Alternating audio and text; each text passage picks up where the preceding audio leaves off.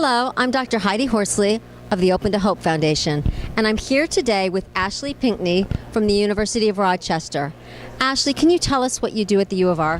I'm the pediatric bereavement coordinator at University of Rochester. I work with all the families in the pediatric unit who have lost a child. I do outreach with them, at-home counseling, in hospital counseling, anticipatory grief, and I also work with some amazing doctors who are on the pediatric palliative care team.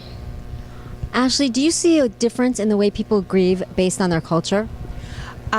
I think I do. I was schooled in California at the University of San Diego, and now I'm working back in New York. So I definitely see a difference in between the Californian culture, the West Coast, which has a lot for the mindfulness and connections with the mind and body, and then going into New York, which has a lot more medical influence, Western influence. But I see some of the influences that I learned in California starting to make their way into New York. So I'm excited to see where it's starting to go. Could you give us a couple of tips about how you think people can find hope after loss?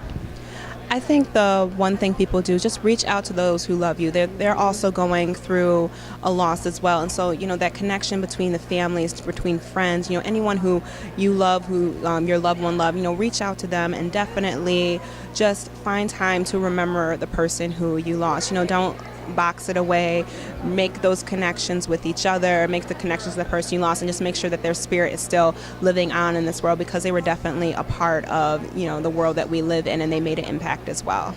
Ashley, I love this, because our biggest fear after we have someone die is that we're going to forget, or other people are going to forget, and we never forget. Even though people die, relationships live on forever, and love lasts a lifetime. Ashley, if people want to get a hold of you and find you, how do they do that? You would go to the University of Rochester website under the pediatric palliative care team, and I will be there. And that is probably the best way to get a hold of me. Right. Thanks for all the work you're doing, Ashley. And this is Heidi Horsley from Open to Hope.